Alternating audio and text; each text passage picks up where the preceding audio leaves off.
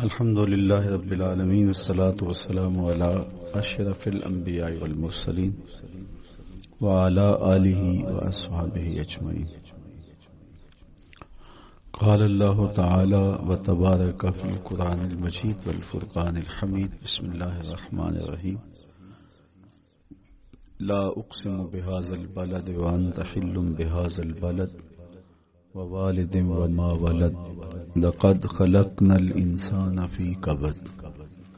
صدق الله مولانا العظيم وصدق رسوله النبي الكريم الرؤوف الرحيم. اللهم نور قلوبنا بالقرآن وزين أخلاقنا بالقرآن وأدخلنا الجنة بالقرآن ونجنا من النار بالقرآن. قال الله تعالى وتبارك في شان حبيبه مخبرا وآمرا إن الله وملائكته يصلون على النبي يا أيها الذين آمنوا صلوا عليه وسلموا تسليما.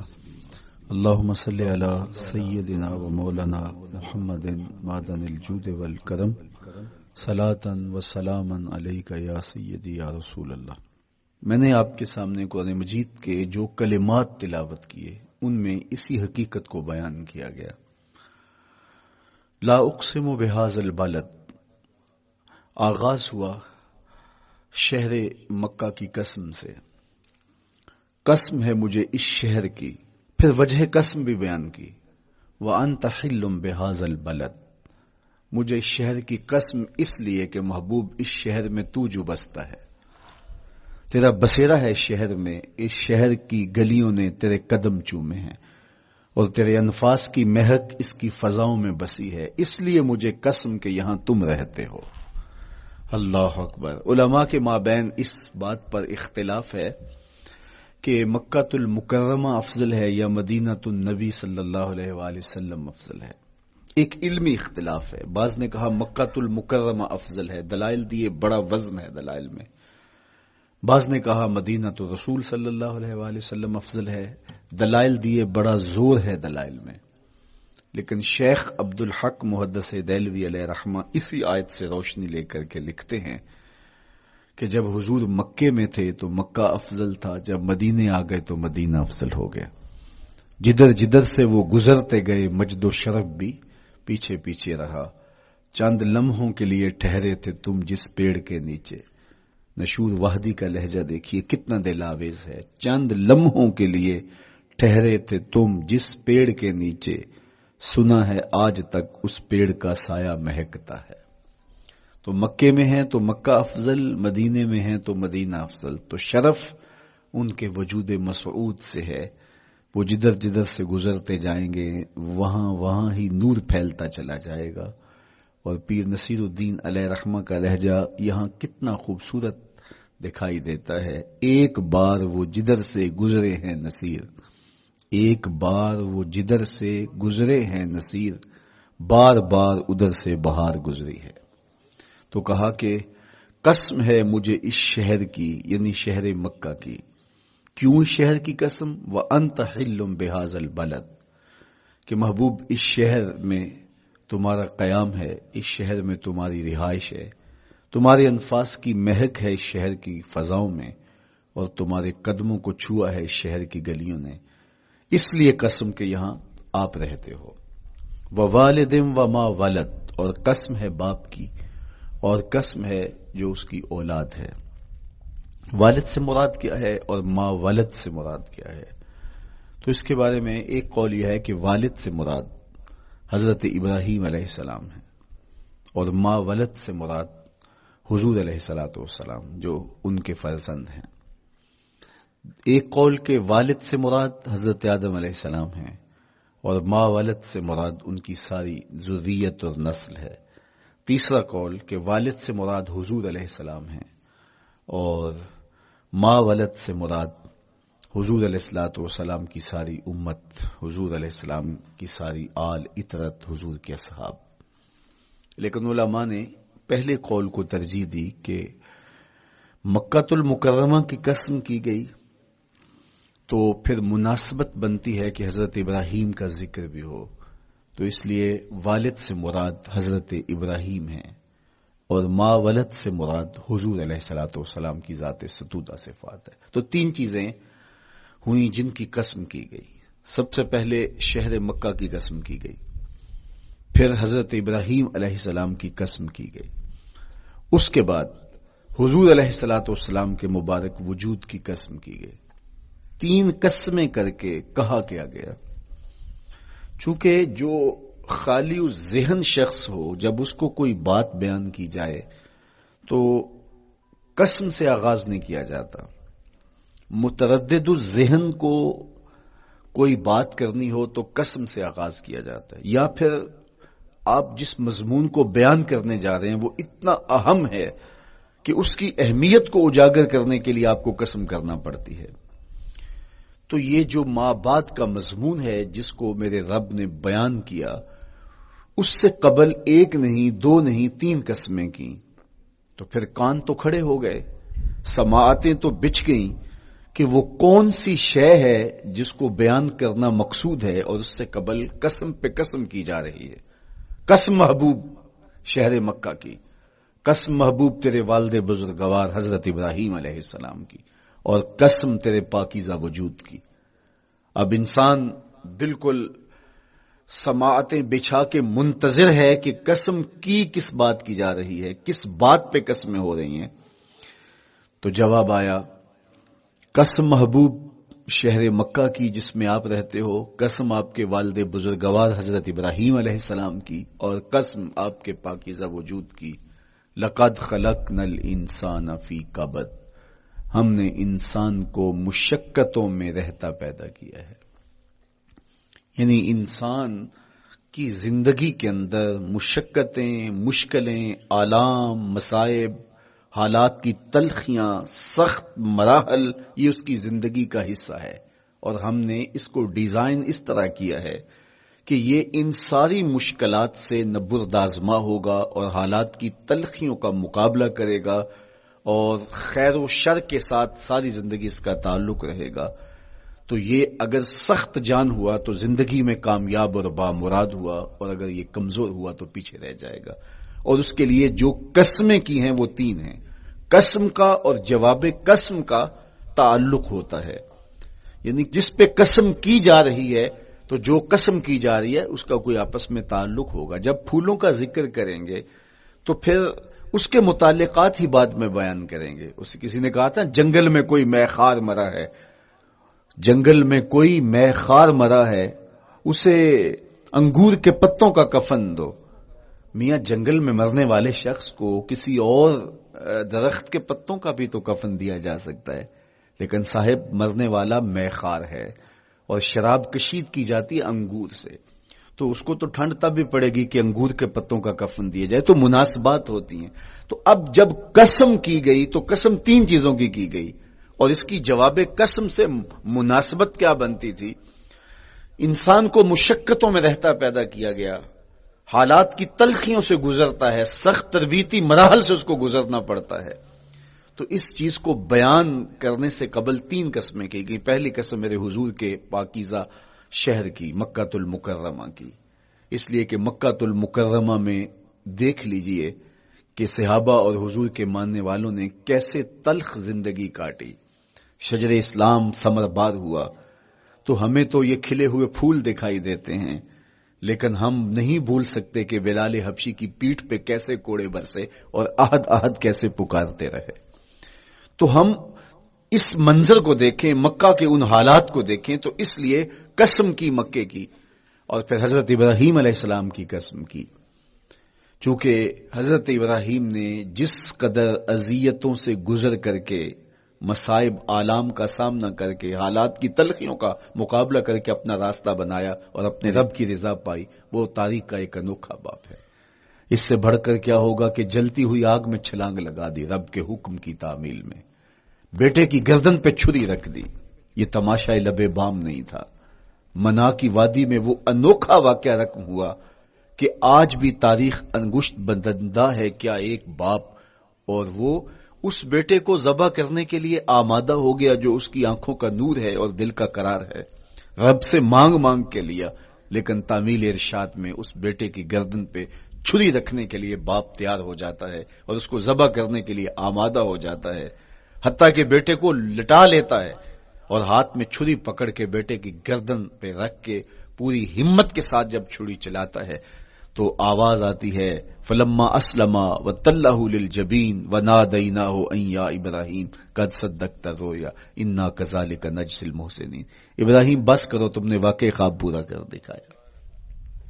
اپنی بیوی کو، اپنے نو مولود بچے کو وادی غیر ذی زرع میں چھوڑ آنا، جہاں کچھ بھی میسر نہیں تھا، یہاں آپ کو آپ کے ماں باپ چھوڑ کے جاتے ہیں، ایک خوبصورت آسودہ ماحول ہے، اور آپ کو جس مقصد کے لیے چھوڑ کے جا رہے ہیں تو وہ مقصد بھی آپ کے اور ان کے پیش نظر ہے، لیکن اس کے باوجود بھی جو ہے وہ آنکھیں نم ہو جاتی ہوں گی کہ ہم اپنی اولاد کو یہاں چھوڑ کے جا رہے ہیں، جبکہ ایک محفوظ پناہ گاہ میں آپ کو چھوڑ کے گئے۔ آپ کی تربیت کرنے والا ایک جو ہے وہ توانا طبقہ اور ایک توانا جو ہے وہ سٹاف موجود ہے جو آپ کی فکری، ذہنی، بدنی تربیت کے لیے کوشاں ہیں، لیکن اس کے باوجود بھی والدین محسوس کرتے ہیں لیکن اپنے نو مولود بچے کو وہاں چھوڑ کے جانا جہاں آب و دانہ بھی میسر نہیں تھا۔ مورخ اسلام فی جلندری نے اس وادی کا نقشہ کھینچتے ہوئے کہا، وہ وادی جس میں وحشت بھی قدم رکھتی تھی ڈر ڈر کے، جہاں پھرتے تھے آوارہ تھپیڑے بادے سر سر کے، جہاں پر گھاس اگتی تھی، جہاں نہ پھول کھلتے تھے، مگر وہ سرزمین تھی آسماں بھی جھک کے ملتے تھے۔ تو اس وادی میں چھوڑ کے آنا، حضرت ابراہیم نے جو امتحانات دیے، اس لیے ان کی قسم کی، چونکہ جواب قسم کا تعلق بنتا ہے تو قسم ابراہیم کے پاکیزہ وجود کی کہ جنہوں نے دکھ سہے، تکالیف، آلام گوارا کی، لیکن پائے سوات میں لغزش نہیں آنے دی۔ تیسری قسم میرے حضور کے پاکیزہ وجود کی فرمایا جتنے دکھ مجھے دیے گئے، جتنی اذیتیں مجھے پہنچائی گئیں، اتنی کسی کو نہیں دی گئیں۔ پیدا ہوئے تو حضور کے باپ کا سایہ سر پہ نہیں تھا، پھر اس کے بعد حضور مختلف مراحل سے گزرے، 6 سال کی عمر میں ماں کا انتقال ہو گیا۔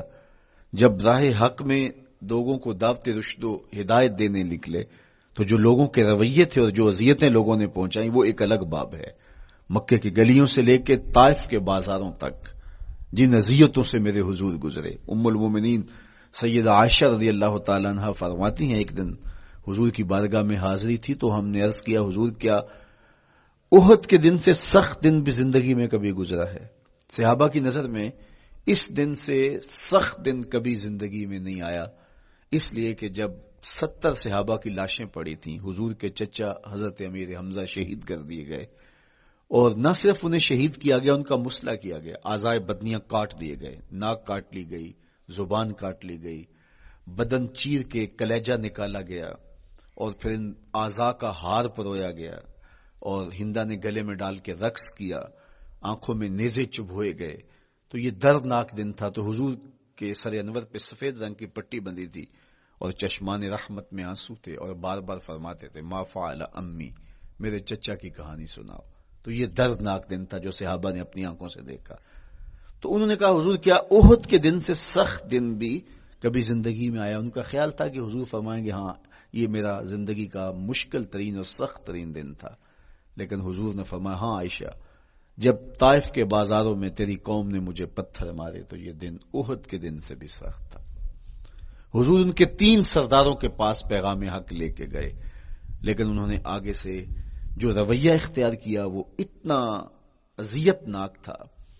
حضور نے فرمایا کہ ٹھیک ہے، میں تمہاری خیر خواہی کا جذبہ لے کے تمہارے تک پہنچا ہوں، تم نے میری دعوت کو قبول نہیں کیا، تمہاری مرضی، تمہارا مقسوم، چلو اب یہ بات میرے اور تمہارے درمیان رہنی چاہیے، اس بات کو راز رہنا چاہیے، اہل مکہ تک یہ بات نہ پہنچے۔ انہوں نے کہا ہم کیوں راز رکھیں، بلکہ اوباشوں کے ہاتھ میں پتھر دے دیے، اور حضور جب واپس ہونے لگے تو وہ حضور کے پاؤں پہ سنگزنی کر دے۔ حضور اپنا ایک پاؤں اٹھاتے تو دوسرے پاؤں پہ مارتے، شدت درد اور احساس کرب سے حضور بیٹھ جاتے تو ان کے گھنڈے دائیں بائیں سے بڑھتے اور کندھوں سے پکڑ کے حضور کو اٹھاتے اور مشق سنگزنی کرتے۔ نالین خون سے بھر گئے، لخت لخت زخمی ہوا۔ اللہ اکبر! کیا دردناک لمحے تھے، کیا تکلیف بری گھڑیاں تھی.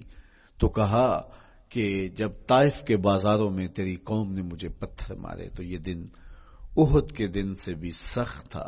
اچھا، جب حضور پر اس طرح آلام و مصائب ٹوٹ پڑے تو حضور کے ساتھ جو صحابہ تھے انہوں نے کہا حضور ان کے لیے بد دعا کر دیجئے. تو میرے حضور بولے میں رحمت بن کے آیا ہوں، میں رحمت بن کے آیا ہوں.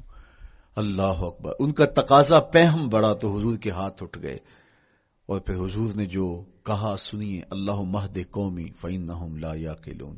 اے اللہ میری قوم کو ہدایت دے دے، یہ مجھے جانتے نہیں، اگر جانتے تو ان کا میرے ساتھ یہ رویہ نہ ہوتا. تو پتھروں کے جواب میں دعائیں دینا پیغمبروں کا حوصلہ ہوتا ہے. اللہ اکبر. مورخ اسلام حفیظ جلندری نے کیا خوبصورت پیرائے میں نقشہ کھینچا کہ حضور ہاتھ اٹھا کے دعا مانگ رہے ہیں، الہی کرم کر کو سارے طائف کے مکینوں پر، الہی پھول برسا ان پتھروں والی زمینوں پر. تو حضور نے دکھ سہے، تکلیفیں سہی. اب 3 قسمیں کی. شہر مکہ کی قسم جہاں حضور کے صحابہ نے تکلیفیں سہی، اس شہر کی گلیوں میں انہیں گھسیٹا گیا اور ان کو کچی کھالوں میں لپیٹ کے دھونیاں دی گئیں، انہیں اذیت ناک مراحل سے گزارا گیا. حضرت ابراہیم مشکل سے مشکل زندگی کاٹی اور رب کی رضا جوئی کے لیے کوشاں رہے، اور میرے حضور نے سخت ترین اذیتوں، مقاومتوں، مخالفتوں اور تکلیفوں کا سامنا کیا. تو ان 3 چیزوں کا حوالہ دے کر، ان 3 چیزوں کی قسم کر کے اب انسان کو بتایا جا رہا ہے کہ تم مشکلات سے تمہیں گزرنا پڑے گا، حالات کی تلخیاں تمہیں سہنی پڑیں گی. کسی مرتبے تک پہنچنے کے لیے تمہیں پھر تکلیفوں کی راہ اختیار کرنی پڑے گی. تم کون ہوتے ہو؟ میرا محبوب ہو تو تکلیفیں وہ بھی اٹھائے، 2 جہاں کا مالک ہو اور طائف کے بازاروں میں اس کے پاؤں پہ بھی پتھر پڑیں، اور کونین کا سردار ہو اور ان کے اوپر اوجری ڈال دی جائے، کائنات کا مالک ہو اور ان کو مکے کی گلیوں کے اندر ان کے گلے میں عقبہ بن ابی معیط کپڑا ڈالے اور تاؤ دے. تو کیا ان مشکلات سے تم بچ سکتے ہو؟ جب تم کسی منزل تک پہنچنا چاہتے ہو تو پھر یہ حوالے ماضی کے دیکھ لو. 3 قسمیں کر کے اس حقیقت کو بیان کیا. ابراہیم علیہ السلام کے وجود کو دیکھ لو، حضرت مصطفیٰ کریم علیہ السلام کی ذات ستودہ صفات کو دیکھ لو، اور مکے کی گلیوں میں صحابہ کے ساتھ جو ظلم اور جبر ہوئے اور انہوں نے جو مصیبتیں اور مشقتیں کاٹی وہ ساری دیکھ لو. تو 3 قسمیں کھا کر کے کہا کہ بے شک انسان مشقتوں میں رہتا پیدا کیا گیا ہے. اس لیے قافلہ انسانی کے وہ افراد جو کسی منزل کے متلاشی ہوتے ہیں، جو جستجو کی زندگی بسر کر رہے ہوتے ہیں، ان کو پھر مشکلات سے گزرنا پڑتا ہے اور حالات کی تلخیاں ان کو گوارا کرنا پڑتا ہے، کشاکش حیات سے ان کو ٹکرانا پڑتا ہے، اور ان کو آگے بڑھنے کے لیے ان کو تکلیفوں سے گزر کر کے، جان گسل مراحل سے گزر کر کے پھر منزل کی طرف عازم سفر ہونا پڑتا ہے. کیا میں نے اس خاکدان سے کنارہ جہاں رزق کا نام ہے آب و دانا، پلٹنا جھپٹنا جھپٹ کر پلٹنا لہو گرم رکھنے کا ہے ایک بہانہ. پرندوں کی دنیا کا درویش ہوں میں کہ شاہی بناتا نہیں آشیانہ. تو زندگی مشکل مراحل سے گزر جانے کا نام ہے. اقبال نے کہا تھا ہے شباب اپنے لہو کی آگ میں جلنے کا نام. یہ زندگی آسان نہیں ہے، یہ حالات کی تلخیوں کا مقابلہ کرنے کا نام ہے، یہ ضبط نفس کا نام ہے، یہ اپنے من کی تربیت کا نام ہے. حضرت امام راضی سایت کریمہ کے تحت لکھتے ہیں کہ جب بچہ شکم مادر میں ہوتا ہے تو وہ 3 پردوں میں ہوتا ہے، ایک جھلی کا پردہ، ایک رحم مادر کا پردہ اور ایک پیٹ کا پردہ. تو 3 پردوں میں وہ بیچارہ بڑی عجیب سی حالت میں ہوتا ہے. یہ اس کا پہلا مرحلہ ہے تخلیق کے بعد. اس کے بعد پیدائش کا دوسرا مرحلہ ہے. یہ زچہ بچہ دونوں کے لیے موت و حیات کے مرحلے ہوتے ہیں. اس کے بعد وہ پیدا ہوا، اس دنیا پہ آیا تو اس کی مشکل کیا ہے؟ زبان ہے، بولنا نہیں جانتا، دیکھتا ہے پہچان نہیں سکتا، سنتا ہے سمجھ نہیں سکتا، ہاتھ ہیں پکڑ نہیں سکتا، ٹانگیں ہیں چل نہیں سکتا. کتنی مشکل بن گئی. یہ سب کچھ چیزیں ہونے کے باوجود بھی وہ بے بس دکھائی دیتا ہے. اس کو دودھ مانگنے کے لیے بھی رونا پڑتا ہے. تو یہ ایک مرحلہ تھا. پھر آہستہ آہستہ اس نے بولنا سیکھا، ایک ایک حرف کر کے، لفظ لفظ جوڑ کے وہ جملے مکمل کرتا رہا. آج تو زبان کا طوطی بولتا ہے، آج تو بات کریں تو جو ہے وہ ماحول تھم جاتا ہے. لیکن انسان ذرا پلٹ کے آغوش مادر میں تیری ماں نے ایک ایک حرف تجھے سکھایا تھا، ایک ایک لفظ تجھے سکھایا تھا، لفظ لفظ کر کے، حرف حرف کر کے جملے بنے، اور آج تیری گفتار کی شوخی کے تذکرے زمانے میں ہیں، تو پھر تجھے بولنا سکھایا، تو چل نہیں سکتا تھا، آج تیری جو ہے وہ جولانیاں دیکھنے والی ہیں، تیری رفتار کو کوئی چھو نہیں سکتا ہے، تیری آنکھوں کی بجلیاں آج عقابوں سے بڑھ کر ہیں، آج تیرے کانوں کے اندر نغموں کا جہاں آباد ہے، آج تیرے ہاتھوں کی گرفت کہ آگے شیر غراں بھی ہو تو وہ بھی بے بس ہو جاتا ہے، لیکن دیکھ تو کتنا مجبور تھا۔ اچھا چلو وہاں سے آگے آئے، پھر زندگی کو سیکھنا پڑتا ہے، آداب سیکھنے پڑتے ہیں، کس سے کیا بات کرنی ہے سیکھنا پڑتا ہے، آگے بڑھے، جوانی کی دہلیز پہ پہنچے۔ جوانی انسان کی زندگی کا باقپن ہوتا ہے، عروج ہوتا ہے، اللہ اکبر، لیکن جوانی کو تقدس معاب رکھ کے منزل تک پہنچانا یہ سب سے مشکل مرحلہ ہوتا ہے، چونکہ جذبات بے قابو ہیں، خواہشیں آوارہ ہیں، اور تا حد نظر نظارے ہی نظارے جو دل کو کھینچتے ہیں۔ اب اپنے تقدس کو جو شخص محفوظ رکھے، کائنات میں سب سے قیمتی جوہر حضرت انسان کا اس کی عصمت کا جوہر ہے، اور سب سے حسین چہرہ وہ ہے جو جنسی کالک سے اپنے آپ کو بچا لے۔ تو جوانی ہو، باقپن ہو، اور پھر اپنی خواہشات کو بے قابو نہ ہونے دیا جائے، سب سے مشکل مرحلہ پوری زندگی میں یہ آتا ہے۔ کسی نے کہا تھا کتاب زیست کا ایک اور باب بیت گیا، شباب بیت گیا، ایک عذاب بیت گیا۔ تو شباب کا ختم ہونا اور اس کو خیریت سے منزل تک پہنچنا، یہ کتنا بڑا مشکل مرحلہ ہوتا ہے، جس کا جوانی میں باطن کا چہرہ مسخ ہو جاتا ہے اور جنسی کالک سے جو چہرہ آلودہ ہو جاتا ہے، اس کا عفت کا دامن داغدار ہو جاتا ہے۔ تو اس لیے وہ چہرہ تاباں ہے، وہ چہرہ روشن ہے، وہ چہرہ منور ہے جو اپنے آپ کو کالک نہیں لگنے دیتا اور اپنی عصمت کی حفاظت کرتا ہے۔ میرے حضور نے بھی ارشاد فرمایا، سبعۃ یظلھم اللہ تعالی فی ظلہ یوم لا ظل الا ظلہ، 7 اشخاص ایسے ہیں قیامت کے دن جب کوئی سایہ نہیں ہوگا، اللہ ان کو اپنے عرش کا سایہ عطا کرے گا۔ ان میں سے پہلا شخص امام عادل حکمران، دوسرا شخص وشاب نشأ فی عبادت اللہ، وہ جوان جس کی جوانی اللہ کی عبادت میں بسر ہوئی، تیسرا وہ شخص ورجل قلبہ معلق بالمساجد، وہ شخص جس کا دل مسجد میں لگتا ہے، مسجد میں جمتا ہے، اور چوتھا شخص ورجل دعته امرأة ذات منصب وجمال فقال انی اخاف اللہ، وہ شخص جس کو دعوت گناہ ملی اور حسن قدموں میں بچھنے کے لیے بےتاب ہوا، اور اس نے کیا کہا، انی اخاف اللہ، میں اللہ سے ڈرتا ہوں، میرا اللہ مجھے دیکھ رہا ہے۔ میرے حضور نے فرمایا قیامت کے دن جب کوئی سایہ نہیں ہوگا، اللہ اس کے اوپر اپنے عرش کا سایہ تان دے گا، جو اپنی عصمت کے جوہر کو بچا گیا۔ تو یہ ایک مشکل مرحلہ تھا، اپنی جوانی کے تقدس کی حفاظت کرنا۔ میرے حضور نے ارشاد فرمایا انا حبیب اللہ، میں اللہ کا حبیب ہوں۔ جو جوان جوانی میں توبہ کرتا ہے وہ بھی اللہ کا حبیب ہے۔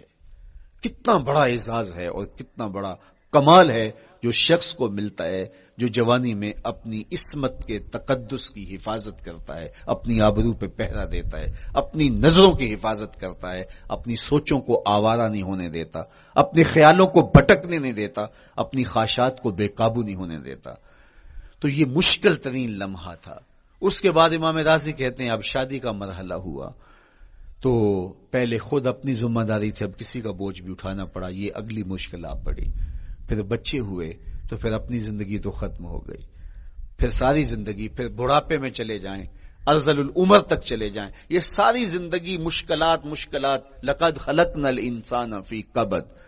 تو ہمیں عملی طور پہ مشکلات کے مقابلے کے لیے تیار ہونا چاہیے۔ دیکھیے ہم جب شکار کرنے جاتے ہیں اور وہ خطرناک جنگل ہو جس میں شیر، بھیڑی اور دیگر جانور بھی ہوں، تو پھر ہم حفظ ما تقدم کے طور پہ سب کچھ ساتھ لے کے جاتے ہیں اور اس انداز سے جاتے ہیں کہ ہمارے اوپر اگر کوئی حملہ ہو تو بچاؤ کی یہ تدبیر ہو۔ تو ہم عملی طور پہ اس کے لیے خود تیار ہوتے ہیں، تو پھر کوئی ہونے والا حملہ غیر متوقع نہیں ہوتا اور ہم اس کے لیے اپنے آپ کو مستعد اور فعال پاتے ہیں۔ اسی طرح میں اور آپ اگر زندگی کے اس فلسفے سے آگاہ نہیں ہوں گے کہ زندگی مشکلات کا مجموعہ ہے، حالات کی تلخیاں ساری زندگی ہمارے ساتھ رہیں گی، تو کوئی بھی تکلیف، کوئی بھی اذیت، کوئی بھی ایسا واقعہ جو ہم نہیں چاہ رہے ہوں گے وہ روح پذیر ہوگا تو ہم گھبرا جائیں گے اور پھر اس وقت ہم دکھی ہو جائیں گے۔ اس لیے ہمیں یہ قرآن نے سکھایا ہے کہ تم عملی طور پہ زندگی کی سختیوں کا مقابلہ کرنے کے لیے آمادہ اور تیار ہو جاؤ۔ قرآن مجید میں جو صبر کا لفظ ہے اس کا مفہوم یہ ہے کہ حالات کی جو تلخیاں تمہارے اوپر آتی ہیں، وہ غربت بھی ہو سکتی ہے، وہ بیماری بھی ہو سکتی ہے، وہ لوگوں کی عداوت اور دشمنی بھی ہو سکتی ہے، وہ اور بہت ساری چیزیں ہوتی ہیں، وہ جنگوں کی حالت کا بپا ہو جانا اور تمہارا دشمنوں کے نرغے میں گر جانا، یہ سب کچھ ہو سکتا ہے۔ تو اس کے اوپر استقامت کے ساتھ تم کھڑے رہو اور تم ان کو برداشت کرنے کی اپنے اندر ہمت اور حوصلہ رکھو، تو پھر وہ تمہارا صبر ہوگا، اور یہ قوت اگر تمہارے اندر پیدا ہو جاتی ہے تو پھر تمہاری زندگی آسان اور سوکھی ہو جاتی ہے۔ لیکن اگر یہ دولت تمہیں نصیب نہیں ہوتی تو پھر ساری زندگی دکھوں اور شکووں سے بھری رہتی۔ اس لیے ہمیں یہ چیز سیکھ لینی چاہیے کہ زندگی نام ہی مشکلات سے نہ برد آزما رہنے کا ہے۔ عملی طور پہ ہم دیکھو، ہمیں پتہ ہے سردی آ رہی ہے تو اس کا ہم پہلے انتظام کرتے ہیں، تو سردی ہمیں دکھی نہیں پھر کرتی، ہم سردی سے بھی لطف لیتے ہیں، موسم برسات سے بھی مزہ لیتے ہیں، اور گرمی سے بھی ہم ایک حاص حاصل کر لیتے ہیں اگر ہم اس کو جو ہے اس کے لیے عملی طور پہ اپنے آپ کو تیار کر لیں۔ لیکن اگر ہم اس کے لیے تیاری نہیں کریں گے تو سوائے گھبراہٹ کے اور کچھ نہیں ہوگا۔ تو مجھے اور آپ کو عملاً اپنے آپ کو اس بات کے لیے آمادہ کرنا پڑے گا کہ زندگی حالات کی تلخیوں سے ٹکرانے کا نام ہے، اور ساری زندگی ہمیں ان مراحل سے گزرتے رہنا پڑے گا۔ اور قرآن نے جو ہے وہ 3 قسمیں کر کے، اور 3 قسمیں بھی شہر مکہ کی اور محبوب کریم کے پاکیزہ وجود اور جناب ابراہیم علیہ الصلوۃ والسلام کی، تاکہ تمہیں پتہ چلے جب ان کو بھی ان مراحل سے گزرنا پڑا میں اور آپ کیا بیچتے ہیں۔ اس لیے ہمیں اپنی زندگی کو ان راہوں پہ ڈالتے ہوئے صبر اور استقامت، اب صبر اور استقامت کی دولت ہمیں کیسے نصیب ہوگی، یہ دولت کس طرح، یہ قوت راسخہ ہمارے اندر کیسے پیدا ہوگی، اور کس طرح ہمارے من کے اندر یہ چیزیں سمائے گی۔ اللہ تعالیٰ کی خشیت، اس پر توکل، اس پر بھروسہ، اور اللہ تعالیٰ جل شانہ کی طرف سے ہر کام کے ہونے کا یقین ہمارے اندر یہ استقامت اور یہ حوصلہ پیدا کرتی ہے یہ چیز۔ اس لیے مجھے اور آپ کو اپنی پوری زندگی میں اس عمل سے گزر کر کے اپنے آپ کو مضبوط ترین صورتحال میں لا کے کھڑا کرنا پڑے گا، اور یہی زندگی کا جمال ہے۔ تو اب پھر دیکھیے قرآن کیا کہہ رہا ہے، لا اقسم بہذا البلد وانت حل بہذا البلد ووالد وما ولد، 3 قسمیں کی۔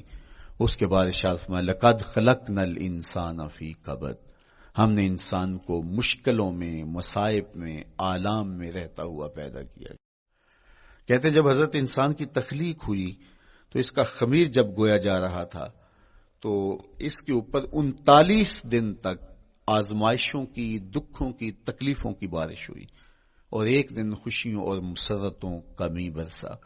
تو انسان کی زندگی کے اندر حالات سے ٹکرانا اور دکھوں کو سہنا اور دکھوں سے مقابلہ کرنا یہ سیکھنا پڑے گا، اور جب انسان اس کو عملی طور پر سیکھ جائے گا تو پھر زندگی کا جمال اور زندگی کا حسن نصیب ہوگا۔ دوسری بات، ہمیں اپنی زندگی میں 7 چیزوں کو اپنا اصول بنا لینا چاہیے، اور یہ 7 چیزیں وہ ہیں جو ہماری زندگی کو ایک خوبصورت سانچے میں ڈھال کر کے ہمیں ایک پاکیزہ اور ستھرا انسان بنا دیتی ہیں۔ پہلی چیز، التمسک بکتاب اللہ، اللہ کی کتاب سے جڑ جانا، وابستہ ہو جانا۔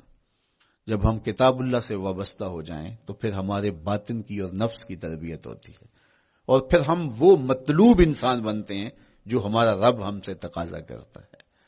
تو اس لیے ہمیں اپنی زندگی میں اس چیز کو لازم کر لینا چاہیے کہ ہمارا کوئی بھی دن قرآن مجید کی تلاوت کے بغیر نہ گزرے۔ اپنے دن کا آغاز قرآن مجید کی تلاوت سے کیجیے۔ سورہ یاسین سے جو اپنے دن کا آغاز کرتا ہے سارا دن اللہ کی امان میں رہتا ہے، اس کی حفاظت میں رہتا ہے. اور اپنی شب کا آغاز سونے سے پہلے سورہ الملک کی تلاوت کریں، آپ ساری شب اللہ کی امان میں، اس کی حفاظت میں رہیں گے. اور قرآن مجید کو سمجھ کر اس کے مفاہیم و مطالب کے ساتھ ایک رکوع کم از کم پوری زندگی، اپنی زندگی کے نصاب میں آپ کتنا وقت مختلف امور کے لیے سر انجام دیتے ہیں. یہ کتاب انسانی ہدایت کے لیے، انسانی تربیت کے لیے، اس سے کوئی اور بہتر اور مؤثر جو ہے وہ نصاب نہیں ہو سکتا ہے. انسان سازی کا بہترین ذریعہ ہے یہ کتاب، اور اس کتاب کے ذریعے سے جو ہے وہ انسان پستیوں سے اٹھ کے بلندیوں تک جا پہنچتا ہے. اقبال نے تو کہا کہ گر تمی خواہی مسلمان زیستن، نیست ممکن جز بقرآن زیستن. اگر تو مسلمان بن کے جینا چاہتا ہے تو قرآن کے بغیر ایک قدم بھی نہیں چل سکتا. تو آگے چل کے اسی نظم میں کہا کہ فاش می گوئم آنکھ در دل مزمرست، این کتابیں نیست چیزیں دیگرست. اگر میں کھل کے بیان کر دوں جو میرے سینے میں چھپا ہے تو میں تجھے بتا دوں کھل کے، یہ کتاب نہیں، یہ کوئی اور ہی شے ہے. کن لوگوں کو کہاں سے اٹھایا اور یہ کتاب کہاں تک لے گئی، جو باہمی جنگ و جدل میں الجھے ہوئے تھے اور حرف شناس بھی نہیں تھے، جو سواد آشنا بھی نہیں تھے. پھر انہوں نے جو ہے وہ روما کی سلطنت بھی الٹ کے رکھ دی. یہ کرشمہ تھا اس کتاب کا، جس نے زندگی کا جمال ان کی روحوں کے اندر پیدا کر دیا. تو میں اور آپ اپنی زندگی میں قرآن مجید سے کبھی بھی دور نہ ہوں. روزانہ کی بنیاد پہ آپ تلاوت کلام مجید اپنی زندگی میں شامل رکھیں. انشاءاللہ اس کے اجالے دنیا میں اور آخرت میں آپ اپنی آنکھوں سے مشاہدہ کریں گے. حضرت امام احمد بن حنبل فرماتے ہیں، میں نے رب سے کہا کہ مجھے اپنا قرب عطا کر. آواز آئی میرا قرب چاہتے ہو تو قرآن پڑھا کرو. یہ رب کی قربت کی بھی ضمانت ہے اور ضبط نفس اور باطن کی تربیت کا بھی ذریعہ ہے. اچھا، دوسری بات، والاقتداء بسنت رسول اللہ صلی اللہ علیہ وآلہ وسلم. ہمارے لیے بہترین نمونہ ہمارے حضور علیہ الصلوۃ والسلام کی زندگی ہے، حضور کے دیا ہوا نظام حیات ہے جس پر حضور نے خود عمل کر کے دکھایا. میرا عشق رسول، میری محبت رسول اس بات کا تقاضا کرتی ہے کہ میں ان کے طریقہ حیات کے مطابق اپنی زندگی گزاروں. اسلام دعوے کی بات نہیں کرتا، دلیل ہم سے مانگتا ہے. آج میں کہتا ہوں میں عاشق رسول ہوں، اور اتنا بڑا عاشق رسول ہوں کہ میرے جیسا زمانے میں دوسرا کوئی نہیں. میرے جذبات ایسے دکھائی دیتے ہیں آسمان کو چیر دوں گا اور زمین کو پھاڑ دوں گا، لیکن ہمسایوں کے ساتھ میرا سلوک بتاتا ہے کہ میں عاشق رسول نہیں ہوں. دوستوں کے ساتھ میرا رویہ بتاتا ہے کہ میں عاشق رسول نہیں ہوں. میں کسی سے وعدہ کرتا ہوں اور پھر اس پہ پورا نہیں اتر پاتا، تو صاحب پھر آپ عاشق رسول نہیں ہیں، آپ کچھ اور ہیں. عشق رسول تو یہ ہے کہ میرے محبوب علیہ السلام نے کسی سے عہد کیا ہے کہ تمہارے آنے تک میں یہاں کھڑا ہوں، اور وہ جا کے بھول جاتا ہے، اور میرے حضور 3 دن وہاں منتظر رہتے ہیں. وہ اچانک گزرا اور دیکھا تو حضور علیہ الصلوۃ والسلام کھڑے ہیں، تو خود پریشان ہوا. صرف اتنی بات اسے کہی، صاحب تو نے مجھے مشکل میں ڈال دیا، تو نے مجھے مشقت میں ڈال دیا. عہد کیا ہے تو پھر اس کی پاسداری نبھا کے دکھائی. اللہ اکبر. میں اگر حضور سے محبت کرنے والا ہوں تو میرا رویہ بتائے کہ میں عاشق رسول ہوں. میری زبان پہ جھوٹ نہیں بول سکتی. آپ سے پوچھا گیا کہ مومن بزدلی کر سکتا ہے؟ کہا نہیں، بہادر ہوتا ہے. لیکن ہو سکتا ہے کبھی اس سے بزدلی سرزد بھی ہو جائے. پھر پوچھا گیا کہ مومن بخیل ہو سکتا ہے؟ کہا نہیں، سخی ہوتا ہے. لیکن ہو سکتا ہے کبھی اس سے بخل بھی سرزد ہو جائے. پھر تیسرا سوال حضور سے کیا گیا، مومن جھوٹا ہو سکتا ہے؟ فرمایا جھوٹا نہیں ہو سکتا. یہ پکی بات ہے کہ مومن جھوٹ نہیں بول سکتا. میں اور آپ اپنے رویوں میں دیکھیں کہ ہم کھڑے کہاں ہیں. آج ہم ان جگہوں پہ بھی جھوٹ بولتے ہیں جہاں جھوٹ بولنا ہماری مجبوری بھی نہیں ہوتی، چونکہ یہ ہماری فطرت ثانیہ اور عادت بن چکا ہے، اور ہم اس کو برا ہی نہیں سمجھتے. جبکہ جھوٹ جب کوئی شخص بولتا ہے، حدیث پاک میں آتا ہے اس کے منہ سے بدبو نکلتی ہے، رحمت کے فرشتے 1 میل دور ہٹ جاتے ہیں اس سے. اور سویر سے شام تک جب ہمارے معمولات یہ ہوں تو پھر ہم کہاں کھڑے ہیں اور رحمت کے فرشتے کہاں کھڑے ہیں؟ تو حضور علیہ الصلوۃ والسلام کی سنت کا اتباع حضور کی محبت کی دلیل ہوگی. امام قرطبی نے لکھا ہے، اللہ کی محبت کا کوئی دعویٰ کرے تو کیا دلیل ہوگی کہ یہ واقعی محب الہی ہے؟ تو کہا اللہ سے محبت کا دعویٰ کرنے والے کے لیے دلیل یہ ہے کہ وہ قرآن سے پیار کرے. قرآن سے پیار اور قرآن سے محبت کی دلیل یہ ہے کہ حضور کا پیار سینے میں رکھے. حضور سے محبت کی دلیل یہ ہے کہ سنت رسول سے پیار کرنے والا ہو, اور سنت رسول سے پیار کرنے کی دلیل یہ ہے کہ بدعات سے اجتناب کرنے والا ہو. ہر وہ طریقہ جو میرے حضور نے نہیں دیا اس کو اختیار نہ کرے, اس طریقے کو اختیار کرے جو حضور علیہ الصلوۃ والسلام کا عطا کرتا ہے. تیسری بات, عقل الحلال.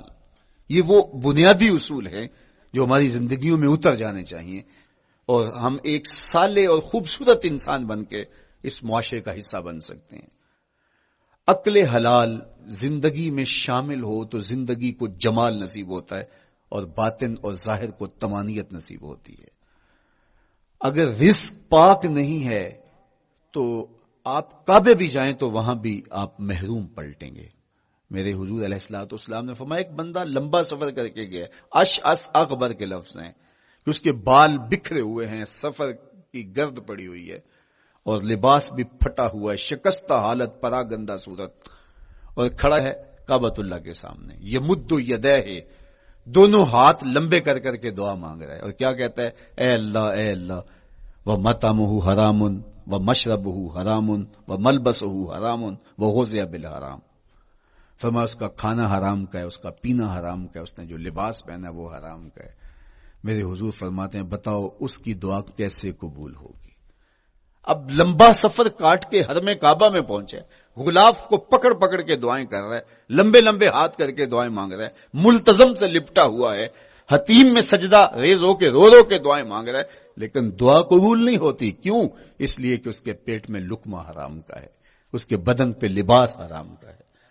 تو اسلام نے جتنا زور حلال کمانے, حلال کھانے اور حلال اختیار کرنے پر دیا ہے, تو ایک مومن اگر اسلام کے مبادیات سے بھی آگاہ ہو تو اس کی تو زندگی کے اندر جو ہے وہ حرام گھس ہی نہیں سکتا ہے, بلکہ وہ مشکوک سے بھی اجتناب کرے. چوتھی چیز, کف الاذی. اپنے آپ کو ایسا بناؤ کہ تمہارے وجود سے کسی کو ضرر اور تکلیف نہ پہنچے. ہمارا اسلام تو ہمیں یہ بتاتا ہے کہ تم پیاز یا لہسن کھا کے مسجد میں نہ جاؤ کہ تمہارے منہ سے جو سمیل آتی ہے اس سے کسی کو تکلیف نہ پہنچے. تو یہ اسلام کی دی ہوئی تعلیمات ہیں کہ مسجد میں بھی جانا ہے تو اپنے آپ کو دیکھو کہ تمہاری حالت کیا ہے, تمہاری وجہ سے کسی کو تکلیف نہ پہنچے. تمہارے رویے اتنے خوبصورت ہوں, تمہارے ہمسائے بتائیں کہ یہ واقعی مسلمان ہے. مسلمان کی تعریف کی گئی, المسلم من سلم المسلمون من لسانہ و یدہ. مسلمان کون ہے؟ جس کے ہاتھ سے, جس کی زبان سے دوسرا مسلمان بھائی محفوظ ہے, تو وہ مسلمان ہے. اللہ اکبر. ہم یہ جو کہتے ہیں السلام علیکم, اس کو کہتے ہیں تحیت المسلم, مسلمان کا تحیت. تو اس میں اس کے معنی پہ غور کریں تو ہم اس کو ضمانت دے رہے ہوتے ہیں, السلام علیکم, تیرے اوپر سلامتی ہو. تو ہم اپنی جانب سے ضمانت دیتے ہیں میرے بھائی, میری طرف سے تیری عزت, تیری جان, تیری آبرو سلامت ہے. اب میری جانب سے تو پریشان نہیں ہونا, میں تجھے سلامتی کی ضمانت دیتا ہوں. اور وہ آگے سے کیا کہتا ہے, وعلیکم السلام. میرے بھائی پھر میری جانب سے بھی تیرا سب کچھ محفوظ ہے. اگر سلام کا مفہوم اچھی طرح ہماری روحوں میں اتر جائے تو پھر ایسا ہو نہیں سکتا کہ ہم جس کو السلام علیکم کہہ دیں پھر اس سے ہم دھوکہ کریں, یا اس کی آبرو پہ حملہ آور ہوں, یا اس کے مال پہ حملہ آور ہو جب السلام علیکم کہہ دیا. چونکہ جو ہمیں لفظ بولنے کے لیے کہا گئے اس کے پیچھے فلسفہ ہے لفظوں کا. یہ پھول ہیں, ان کو دیکھ کر سبحان اللہ کہنے کا کہا گیا ہے. پہاڑوں کو دیکھ کے اللہ اکبر کہنے کا کہا گیا ہے. پہاڑوں کو دیکھ کے سبحان اللہ کہہ دیں اور پھولوں کو دیکھ کے اللہ اکبر کہہ دیں, ایسا کیوں نہیں کہہ دیتے؟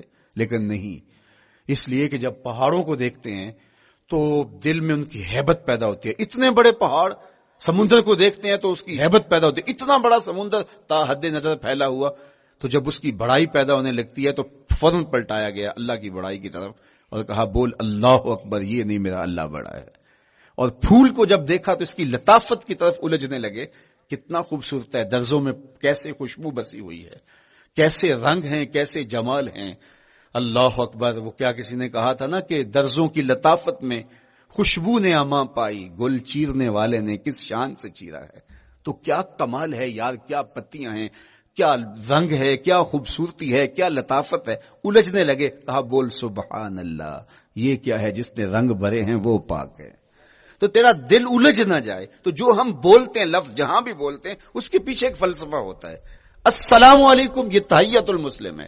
جب ہم کسی کو کہتے ہیں السلام علیکم تو اس کو ہم نے ضمانت دے دی، بس بات ختم، اب جو ہے وہ میری جانب سے تو محفوظ ہے. لیکن ہم سلام بھی لے رہے ہوں گے اور ہاتھ بھی کاٹ رہے ہوں گے اور اس کی جیب بھی کاٹ رہے ہوں گے، پھر سلام نہیں لیا، ہم نے منافقت کی ہے. تو کف الاذی چوتھی چیز. اور پانچویں چیز اجتناب المعاصی، گناہوں سے اپنے آپ کو بچا کے رکھنا. نیکی کرنا بہت اہم ہے، لیکن نیکی کرنے سے زیادہ ہم اپنے آپ کو گناہوں سے بچانا ہے. چونکہ شر کی قوتیں ہمارے ساتھ جڑی ہوئی ہیں، اس لیے اپنے آپ کی حفاظت جب ہم کریں گے تو ہم ایک اچھی صورت میں آگے بڑھیں گے. اور چھٹی چیز وہ ہے التوبہ. توبہ تسلسل کے ساتھ کرتے رہیے. یہ تصور کہ بڑھاپے میں توبہ کریں گے، یہ تصور کہاں سے آیا؟ یا ہمارے ہاں آج کل یہ کلچر پیدا ہوا ہے کہ لیلۃ القدر یا شبرات کے دن سارے جڑ کے توبہ کرنے بیٹھ جاتے ہیں اور پورا سال اپنی مرضی کی زندگی گزارتے ہیں. ایسا نہیں ہے. میرے حضور کے دامن پہ ایک بھی گناہ کا دھبا نہیں تھا. ہم نبیوں کی عصمت کے قائل ہیں، کسی نبی پر کوئی گناہ کا دھبا نہیں ہوتا. اگر اس امکان کو بھی تسلیم کر لیا جائے تو ساری شریعت مشکوک ہو جاتی ہے. لیکن اس کے باوجود حضور فرمایا میں دن میں اللہ سے 100 بار توبہ کرتا ہوں، ایک دن میں 100 مرتبہ توبہ کرتا ہوں. میں اور آپ دیکھیں کہ ہم کیا اس معمول کو اپنی زندگی میں شامل کیے ہوئے ہیں. جب انسان توبہ کرتا ہے، جب غسل کر لیتا ہے نا ایک دفعہ، تو پھر وہ بچ بچ کے چلتا ہے کہ کوئی گرد دوبارہ پڑ نہ جائے. اور جب وہ لتھڑا ہوا ہو تو پھر اس کو پرواہ بھی نہیں ہوتی. اس لیے ہمیں بار بار غسل کرنے کی، بار بار توبہ کرنے کی تلقین کی گئی ہے تاکہ ہم پھر نئے گناہوں سے بچتے رہیں گے. تو اپنی زندگی میں توبہ کا تسلسل کیجئے، شام سویرے صبح بار بار اللہ سے توبہ کی اور رجوع کیجئے. اور آخری چیز ادا الحقوق، حقوق کا ادا کرنا. ہمارے ذمے جو حقوق عائد ہوتے ہیں وہ ہمارے والدین کے ہیں، وہ ہمارے بہن بھائیوں کے ہیں، وہ ہمارے دوستوں کے ہیں، ہمسایوں کے ہیں، ہمارے اساتذہ کے ہیں، کلاس فیلوز کے ہیں. وہ حقوق حتیٰ کہ جانوروں کے کیوں نہ ہوں تو ان حقوق کو ہم ادا کرنے والے، دستبردار نہیں ہو سکتے ہم ان حقوق سے. یہ مومن کی زندگی ہے، یہ ہمارا نظم حیات ہے، یہ اسلام کا دیا ہوا منشور ہے، یہ طریقہ زندگی ہے کہ ہم ایک ایک کے حق کو ادا کرتے ہوئے اپنی زندگی کو بسر کریں. بالخصوص میں طلباء سے مخاطب ہوں کہ یہ عمر تربیتی اعتبار سے سب سے اہم عمر ہے. سیدنا علی المرتضیٰ رضی اللہ تعالیٰ عنہ فرماتے ہیں کہ 15 سال سے لے کر کے 20 سال تک کی عمر میں انسان کے نظریات پختہ ہوتے ہیں اور اس کی عادتیں جمتی ہیں. یہ دوسرے کہتے ہیں 13 سے 19 سال تک کی عمر، وہ کہتے ہیں یہ بڑی اہمیت کی حامل ہے. تو 13 سے 19 سال یا 15 سے 20 سال تک کی عمر، بعض کا تو ہوتا ہے کہ ابھی بچے ہیں، ماں باپ بھی سستی کرتے ہیں کہ ان کو تہجد کا عادی اب کیوں بنائیں، ابھی تو یہ بچے ہیں، ان کو ان چیزوں سے، چھوٹی چھوٹی چیزوں کا عادی اب کیوں بنائیں، جب بڑے ہوں گے، سمجھدار ہوں گے، ذمہ داریوں کا بوجھ آئے گا، سب کچھ کر لیں گے. تو پھر اس وقت کرنا مشکل ہوتا ہے، پھر کر نہیں پاتا بندہ. تو جو سیکھنا ہے، جو عادتیں پختہ کرنی ہے، وہ اسی زندگی میں ہوتی ہیں. تو یہ آپ کا ایک موقع ہے، آپ کو ایک ماحول فراہم ہوا ہے. آپ کے ہمسائے آپ کے کلاس فیلوز ہیں جو آپ کے ساتھ کمرے میں رہ رہے ہیں. ہمسائیگی کے حقوق ادا کرنے کا جو انداز ہے وہ یہاں ہی سیکھیے اور اپنے اندر اس کو متحقق کیجیے اور پختہ کیجیے. اسی طرح اپنے گفتگو کے لہجوں میں شائستگی، اپنے انداز کے اندر خوبصورتی اور اپنے رویوں کے اندر جمال پیدا کرنے کی کوشش کریں. اپنے آپ کو مؤثر بنائیں اور شریعت کے بتائے ہوئے اصولوں اور ضابطوں کے مطابق آپ جب زندگی کے چند دن گزار لیں گے پھر زندگی گزارنے کا نشہ آنے لگ جائے گا. چونکہ جب ہم اپنی خواہش کی زندگی گزارتے ہیں تو پھر ہم خود بے چین اور مضطرب ہوتے ہیں، اس لیے کہ ہمیں اس طرح زندگی گزارنی چاہیے جس طرح ہمارے رب نے ہمیں بتایا ہے. آپ کوئی بھی مشین خریدتے ہیں، کوئی بھی چیز لیتے ہیں تو اس کے ساتھ چھوٹی سی بک دیتے ہیں، آپ کو اس کا طریقہ استعمال بتاتے ہیں کہ اس کو یوں استعمال کرو گے تو دیر پا اس کے فوائد حاصل کرو گے. اگر یہ مائک ہم اس طرح استعمال نہیں کرتے، اپنی خواہش سے استعمال کریں گے تو پھر نتیجہ کیا ہوگا کہ تھوڑے دنوں کے بعد جو ہے وہ خرابی کی طرف سلسلہ چلے گا. اس طرح یہ وجود جس پاکیزہ ذات نے بنایا ہے اس نے ہمیں بتایا ہے کہ اس کو استعمال کیسے کرنا ہے اور اس زندگی کو کیسے گزارنا ہے. اور پھر انسان کو ایک ماڈل اور نمونہ بھی چاہیے. تو تو کہا نمونہ دیکھنا ہے تو محمد عربی کی ذات دیکھ لو، ادھر دیکھتے جاؤ اور زندگی گزارتے جاؤ، دیکھنا تمہاری زندگی کتنی خوبصورت اور کتنی پروقار گزرتی ہے۔ اللہ آپ کو دنیا آخرت کی برکتیں دے، اپنی پناہوں اور اپنی امان اور اپنی حفاظتوں کا حصار دے، اور آنے والا کل اللہ بہتر فرمائے، میرے وطن کی خیر کرے، میرے ملک کو امن کے اجالے دے، یہاں دہشت گردی کے سلگتے الاؤ ٹھنڈے کر کے امن کی بہاریں پیدا کر دے۔ کی محمد سے وفا تو نے تو ہم تیرے ہیں، یہ جہاں چیز ہے کیا لوح و قلم تیرے ہیں۔ وآخر دعوانا ان الحمدللہ۔